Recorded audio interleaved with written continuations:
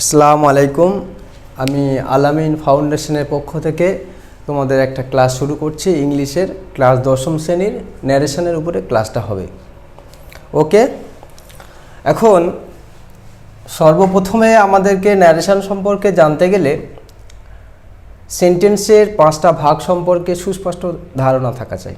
এটা আমি তোমাদেরকে অতি সহজভাবে বোঝানোর চেষ্টা করব।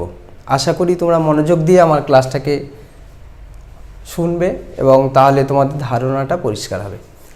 অ্যাট দ্য ফার্স্ট টাইমস প্রথমে আমি তোমাদের যেটা বলবো যে আমাদের ন্যারেশন বুঝতে গেলে 5টা ভাগকে বুঝতে হবে। সেন্টেন্সের যে 5টা ভাগ: assertive, interrogative, imperative, optative, exclamatory. Assertive এর মানে না জানলেও যদি এই বিশেষ আমি এই ডান দিকে দাগের ডান দিকে যেগুলো লিখে দিয়েছি ওগুলো একটু ধারণা থাকে বা এগুলো একটু জানো, তাহলে তোমরা কিন্তু পরিষ্কারভাবে বুঝে নিতে পারবে। দেখো, সর্বপ্রথম আমি তোমাদের বলবো যে ইন্টারোগেটিভ যে বাক্যটা দেয়া থাকবে। ধরো একটা বাক্য থাকছে, হি সেড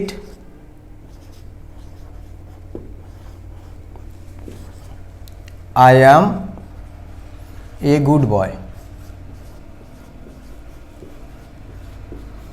এই যে বাক্যটা। আরও একটা বাক্য থাকলো, he said am I a good boy.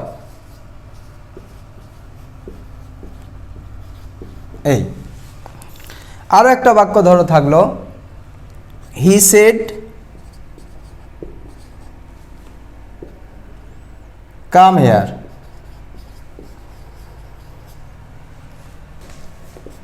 আরও একটা বাক্য, he said may God bless you.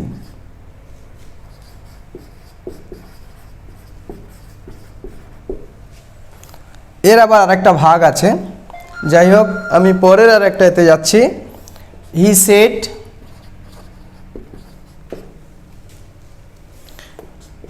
Alas I am ruin.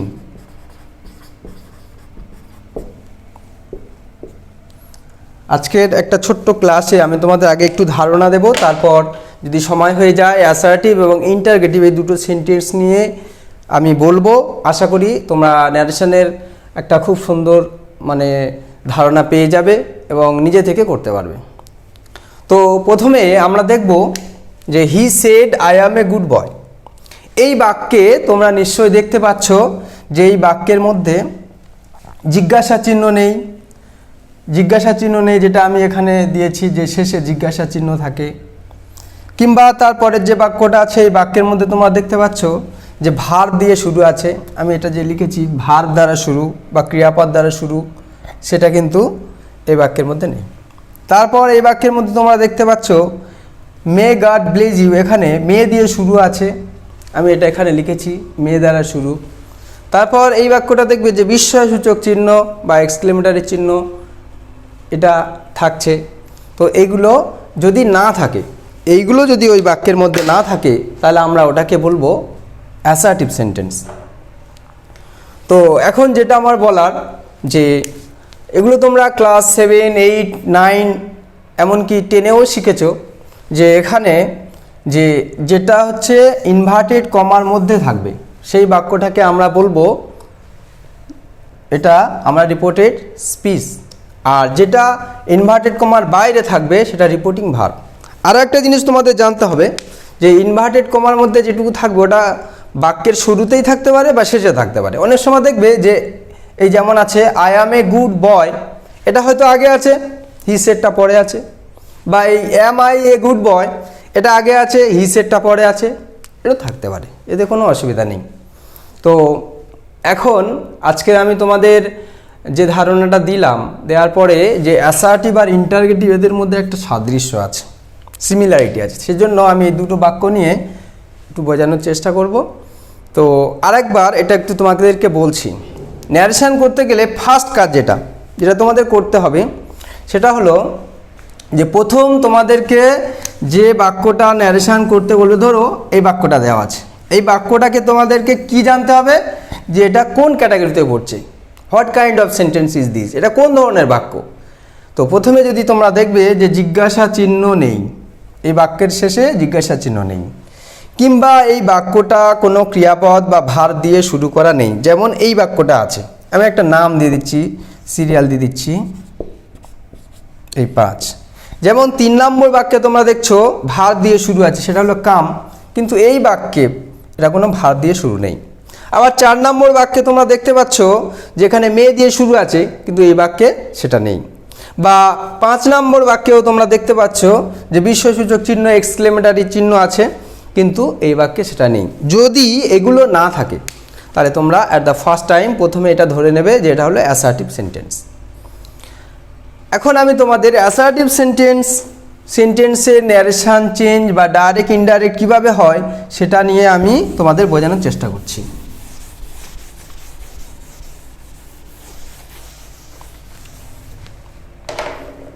প্রথমে তোমরা দেখবে যে বাক্যগুলো দেয়া থাকবে সেই বাক্যের মধ্যে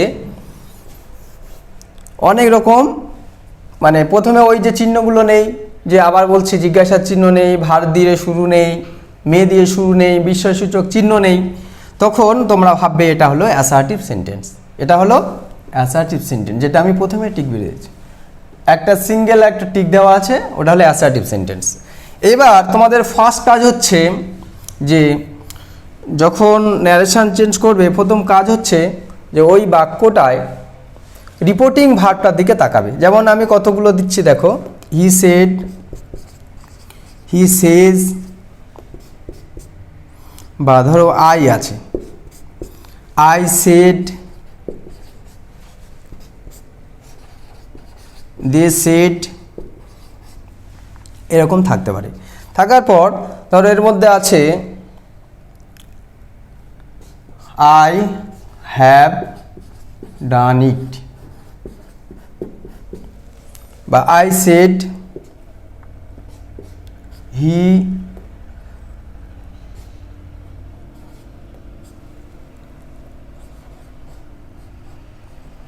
takes it, they said, I took it, he said, I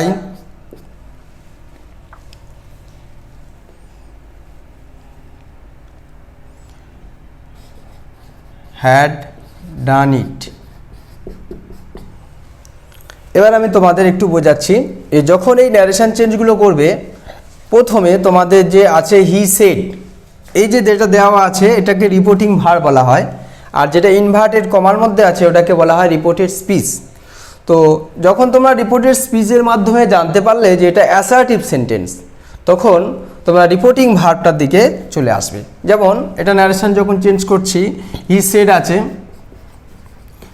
এই যে হি সেড এটাকে কোনো চেঞ্জ করতে হবে না, বা হি সেজ, হি সেড, অনেক সময় থাকবে হি সেড টু, যখন হি সেড টু থাকবে তখন টোল করবে, হি সেজ টু যখন থাকবে তখন তোমরা টেলস বা টেল করবে, তাছাড়া তোমাদের চেঞ্জ করতে হবে না। তাহলে এখানে হি সেড আছে, তাহলে হি সেড লিখে ফেললে।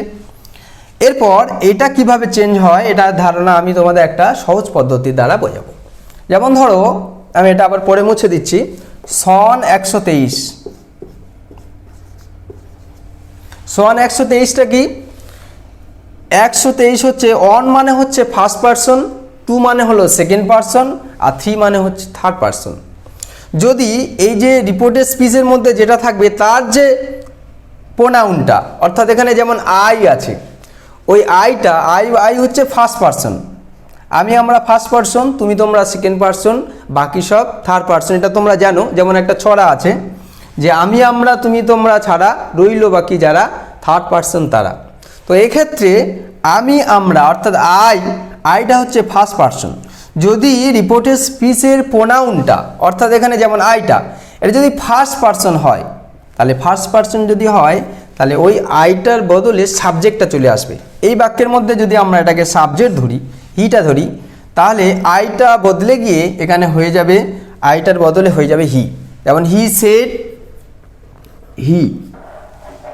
আবার আরেকবার বলছি, ভালো করে বোঝার চেষ্টা করবে যে এটুকু তোমাদের ন্যারেশন করতে দিয়েছে। তো হি সেড থেকে গেল। বললাম যে অ্যাসার্টিভ সেন্টেন্সের রিপোর্টিং ভার্বটা যেমন দেওয়া থাকে তেমনই থাকবে, কোনো চেঞ্জ করব না। শুধুমাত্র যদি সেড টু থাকে টোল করব, সে টু থাকে তখন আমরা টেল করব, সেস টু থাকে টেলস করব, তাছাড়া যা থাকে তাই থাকবে। তাহলে এখানে আমাদের আছে হি সেড, তাহলে আমরা হি সেড লিখে দিলাম, এটুকু মিলে গেল। এবার আইটা কিভাবে চেঞ্জ তা বোঝাতে গিয়ে আমি বললাম সন 123, এটা খুব সহজ পদ্ধতি, অন্যভাবে মানে অনুযায়ী করা যায়, কিন্তু এটা হচ্ছে সহজ পদ্ধতি। কীরকম? সন 123, অর্থাৎ এখানে আমরা দেখব যে যদি কোনো কারণে ওই রিপোর্টেড স্পিচের প্রোনাউনটা, অর্থাৎ যেমন এখানে আইটা ফার্স্ট পারসন, তাই আমরা ফার্স্ট পারসনের সোজা আছে এস মানে সাবজেক্ট, এই লাইনের সাবজেক্ট হচ্ছে হিটা, অর্থাৎ আইটা সরাসরি আমরা হি করে দেবো, আর ভাবতে হবে না, মানে জানতে হবে না, মানে না জানলেও মানে অর্থ না বুঝিয়েও করা যায় এই পদ্ধতি, খুব সহজ পদ্ধতি। তো আয়ের বদলে আমি কি করলাম, আইটা হয়ে গেল হি। এবার আর একটা জিনিস বলবো যে যেটা তোমাদের জানতে হবে যে রিপোর্টিং ভার্বটা এই পর্যন্ত যখন হয়ে গেল, এবার এই যে বাকি অংশটা কিভাবে চেঞ্জ হবে, সেক্ষেত্রে আমি বলবো যে যদি রিপোর্টিং ভার্বটা এখান থেকে করার পর আবার এদিকে ব্যাক করব, যে রিপোর্টিং ভার্বটা যদি পাস্ট টেন্সে থাকে বা প্রেজেন্ট টেন্সে থাকে, বা যদি ধরো এখানে একটা দিয়ে দিচ্ছি, ধরো তোমাদের he will say I am a good boy, সহজ একটা কিছু দিলাম, এই জায়গাটা দেখো। তো এখানে যদি প্রেজেন্ট বা ফিউচারে থাকে, যেমন তোমাদের সিরিয়ালগুলো আবার মুছে দিচ্ছি, লিখে দিলাম 3 4 5 6, ধরো 6, তোমাদের হচ্ছে 2 নম্বর সিরিয়াল আর 6 নম্বর সিরিয়াল। এখানে দেখছো রিপোর্টিং ভার্বটা সেজ আছে, আর 6 নম্বর সিরিয়ালে আছে রিপোর্টিং ভার্বটা ফিউচার টেন্সে আছে, উইল সে আছে। এটা হলো ফিউচার টেন্স আর এটা হলো প্রেজেন্ট টেন্স। অর্থাৎ যদি প্রেজেন্ট আর ফিউচারে থাকে, রিপোর্টিং ভার্বটা প্রেজেন্ট এবং ফিউচারে থাকে, তাহলে রিপোর্টের স্পিচের টেন্সের কোনো পরিবর্তন হবে না, শুধুমাত্র বি ভার্বের পরিবর্তন হতে পারে। আবার বলছি, রিপোর্টিং ভার্বটা যদি প্রেজেন্ট অথবা ফিউচার টেন্সে থাকে, যেমন হচ্ছে 2 নাম্বার এবং 6 নাম্বারের ক্ষেত্রে, 2 সিরিয়াল এবং 6 সিরিয়ালের ক্ষেত্রে, সেক্ষেত্রে আমরা কি করব, যে রিপোর্টেড স্পিচের টেন্সের কোনো পরিবর্তন হবে না। কিন্তু যদি রিপোর্টিং ভার্বটা পাস্ট টেন্সে থাকে, তাহলে রিপোর্টেড স্পিচটাকে পাস্ট টেন্সে করতে হবে। আমরা দুভাবে এটা জানতে পারি যে রিপোর্টিং ভার্বটা যদি পাস্ট টেন্সে থাকে, তাহলে রিপোর্টেড স্পিচটা প্রেজেন্ট ইনডিফিনাইট থাকলে আমরা পাস্ট ইনডিফিনাইট করব, প্রেজেন্ট কন্টিনিউয়াস থাকলে পাস্ট কন্টিনিউয়াস করব, প্রেজেন্ট পারফেক্ট থাকলে পাস্ট পারফেক্ট করব, এইভাবে। তাছাড়া আর একটা সহজ পদ্ধতি বলে দিই, যে প্রথম ভার্বটাকে পাস্ট টেন্স করলে হয়ে যাবে। আচ্ছা, ওটা পরে যাচ্ছি। তাহলে এটা কি হলো, হি সেড, আইটা হি হয়ে গেল, এটা আগে বুঝিয়েছি। এবারে এই যে আছে হি সেডের পরে আই যখন হি হয়ে গেল, এবার এমটা কি হবে? তো আমি বলেছি যে রিপোর্টিং ভার্বটা যদি পাস্ট টেন্সে থাকে, রিপোর্টের স্পিচের প্রথম ভার্বটাকে পাস্ট টেন্স করে দাও, এমটাকে পাস্ট টেন্স করে দাও। এম ইজ এর পাস্ট টেন্স হলো ওয়াজ ওয়ার, তাহলে এখানে ওয়াজ হয়ে যাবে, হি ওয়াজ এ গুড বয়।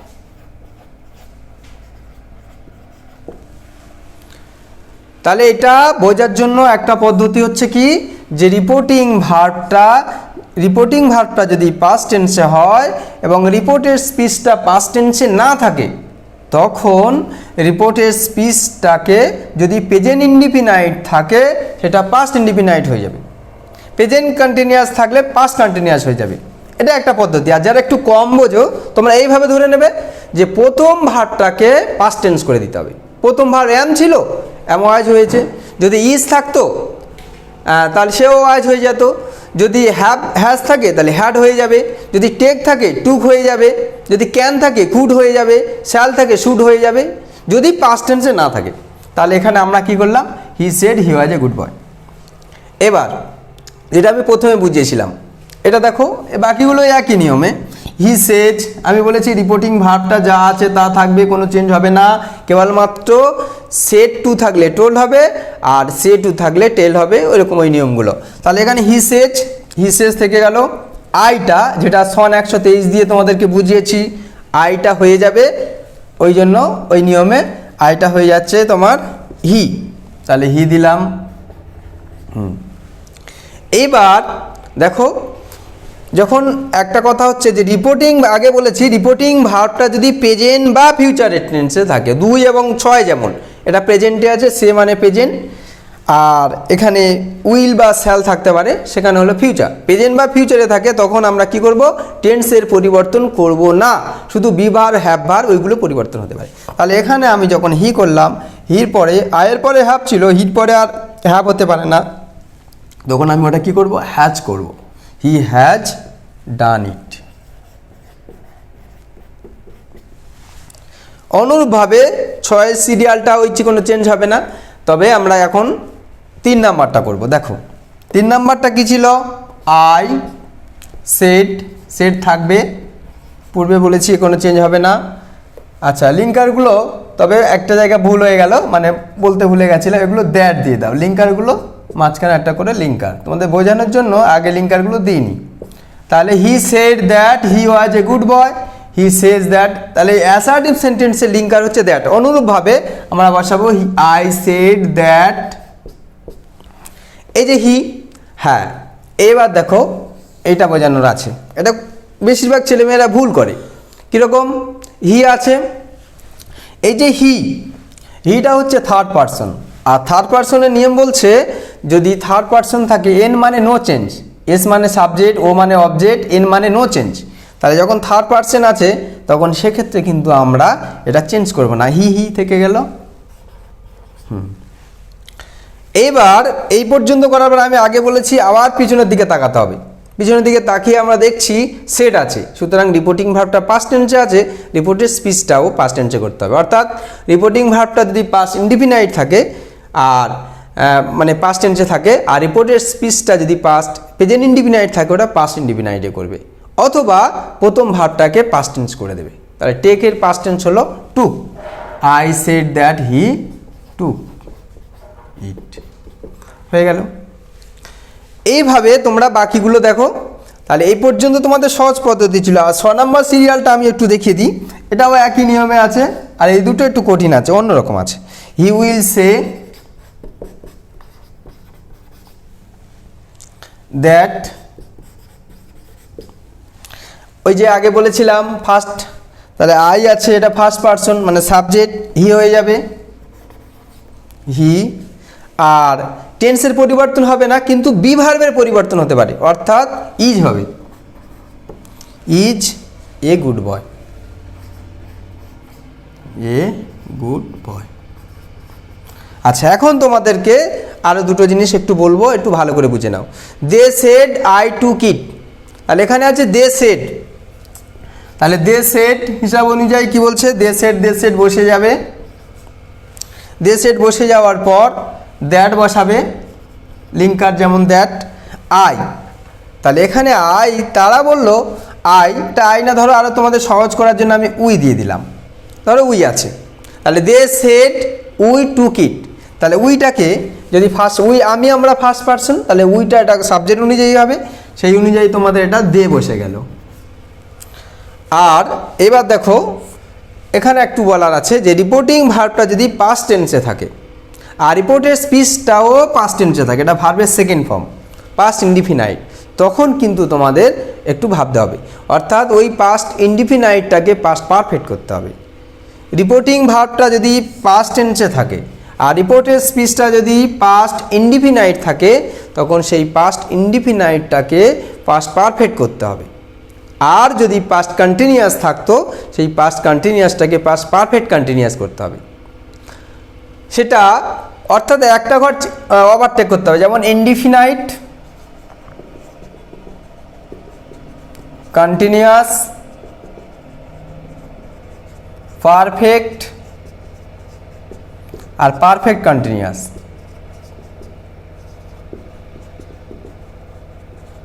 দেখো একটা জিনিস খুব ভালো করে বোঝার আছে, এই যদি আমি সিরিয়াল দিই, যেমন রিপোর্টিং ভার্বটা পাস্ট টেন্সে থাকার পর যদি রিপোর্টের স্পিচটা পাস্টে থাকে, অর্থাৎ পাস্ট ইনডিফিনাইট বা পাস্ট কন্টিনিউয়াস বা পাস্ট পারফেক্ট বা পাস্ট পারফেক্ট কোনো পাস্টে থাকে, তাহলে কি হবে, তখন পাস্ট ইনডিফিনাইটটাকে এক ঘর ওভারটেক করে দিতে হবে, পাস্ট ইনডিফিনাইটটাকে পাস্ট পারফেক্ট করতে হবে, পাস্ট কন্টিনিউয়াসটাকে পাস্ট পারফেক্ট কন্টিনিউয়াস করতে হবে। আর যদি পাস্ট পারফেক্টে থেকে থাকে কোনো চেঞ্জ করব না, পাস্ট পারফেক্ট কন্টিনিউয়াসে থাকে কোনো চেঞ্জ করব না। তাহলে এই ক্ষেত্রে আমরা কি বুঝলাম, দে সেড উই টুক ইট, এক্ষেত্রে আমরা দেখছি তাহলে পাস্ট টেন্সে আছে। তাহলে দে সেড হলো লিঙ্কার দ্যাট বসে গেল, আর সন 123 দিয়ে যেভাবে বুঝালাম আগে বুঝিয়েছি, এটা ফার্স্ট পারসন থাকার জন্য আমরা সাবজেক্টটা বসিয়ে দিলাম, অর্থাৎ দেটা ওখানে বসিয়ে দিলাম। এবার আমরা দেখছি ভার্বের সেকেন্ড ফর্ম আছে, এদিকে আবার পাস্ট টেন্স আছে। তখন কি করব, যে একটু বললাম যে পাস্ট ইনডিফিনাইটটাকে পাস্ট পারফেক্ট করতে হবে। আর পাস্ট পারফেক্ট মানে আমরা জানি হ্যাড প্লাস V3, হ্যাড আর ভার্বের থার্ড ফর্ম লাগবে, অর্থাৎ হ্যাড বসাবো আর এর থার্ড ফর্ম হচ্ছে টেক টুক টেকেন বসাবো, হ্যাড টেকেন, আর বাকি যা আছে বসে দেবো, একটা দুটো শব্দ যা থাকলো ফুল স্টপ। এ হলো এরকমভাবে যদি আমার এটা যেমন আর পরেরটা বলে দিই, তারপর না আর একটা লিখে দেবো পাস্ট কন্টিনিউয়াস লিখে, যেমন he said I had done it, আমরা ওই একই নিয়মে চলে যাব। হি সেড পাস্ট টেন্সে আছে, দ্যাট লিঙ্কার, এবার দেখছি আই আছে, সেই একই নিয়মে ফার্স্ট পারসন থাকার জন্য সাবজেক্টটা চলে যাবে, অর্থাৎ হিটা বসে যাবে। এইবার দেখছি যে রিপোর্টিং ভার্বটা পাস্ট টেন্সে ছিল, রিপোর্টের স্পিচটা পাস্টে আছে এবং পাস্ট পারফেক্ট আছে, তাহলে আমরা কোনো চেঞ্জ করব না। সেই পাস্ট ইনডিফিনাইটটা যেমন পাস্ট পারফেক্ট করতে হয়, পাস্ট পারফেক্টে রয়েছে মানে আর কিছু করব না, ওটা বসিয়ে দেব, he had done it.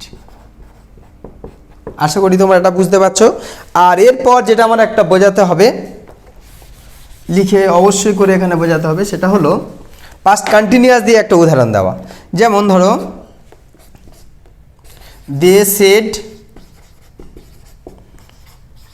We were playing football,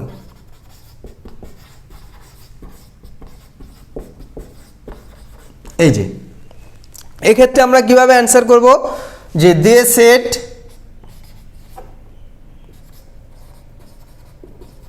that, linker that হয়ে গেল, উইটা ওই অনুযায়ী দে হয়ে যাবে, আশা করি এটা আর বোঝাতে হবে না, দে হয়ে গেল। এইবার এই পর্যন্ত যখন আমরা করে নিলাম, উইটার বদলে দে হয়ে গেল, তখন আমরা আবার আগের দিকে তাকিয়ে দেখব যে কোন টেন্সে আছে, পাস্ট টেন্সে আছে, সেড আছে। তখন আবার এটা দেখার পরে আমরা এদিকে দেখব যে এটা কোন টেন্সে পড়ছে, এটাও পাস্ট টেন্স, দুদিকে যখন পাস্ট টেন্স হবে তখন ওই পাস্ট কন্টিনিউয়াসটা আগে বুঝিয়েছিলাম, পাস্ট কন্টিনিউয়াসটাকে তোমাকে করতে হবে পাস্ট পারফেক্ট কন্টিনিউয়াসে। কিসে করতে হবে, পাস্ট পারফেক্ট কন্টিনিউয়াস। তো সেটা পাস্ট পারফেক্ট কন্টিনিউয়াস করতে গেলে আমরা জানি পাস্ট পারফেক্ট টেন্সের পাস্ট পারফেক্ট কন্টিনিউয়াসের রুলস হচ্ছে হ্যাড বিন আর ভার্বের গা আইএনজি যোগ। সুতরাং এখানে হবে দে হ্যাড বিন আর আইএনজি আছে playing, they had been playing. এটা হলো তোমাদের অ্যাসার্টিভ প্লেইং, আর যেটা বাকি থাকবে যে শব্দগুলো ফুটবল। এই হচ্ছে তোমাদের অ্যাসার্টিভ সেন্টেন্সের উপরে টেন্সের নিয়মে এইগুলো আছে, অর্থাৎ সেটা হচ্ছে। তো তাহলে আমরা মোটামুটি অ্যাসার্টিভটা বুঝে গেলাম, যথেষ্ট ধারণা পেয়ে গেলাম। এর পরের ক্লাসে আমরা ইন্টারগেটিভ, ইম্পারেটিভ, অপটেটিভ, এক্সক্লেমেটরি নিয়ে আরও আলোচনা করব। তবে ইন্টারগেটিভ আর অ্যাসার্টিভের মধ্যে খুব সাদৃশ্য আছে, ওখানে অ্যাসার্টিভটা যে ভালো করে শিখতে পারবে, ইন্টারগেটিভটা তাই কোনো অসুবিধা হবে না, এক্সক্লেমেটরিও তাই, আর ইম্পারেটিভ, অপটেটিভ একটু আলাদা নিয়ম। এ পর্যন্ত আমি তোমাদের ক্লাস শেষ করলাম, পরবর্তী ক্লাসে আবার দেখা হবে।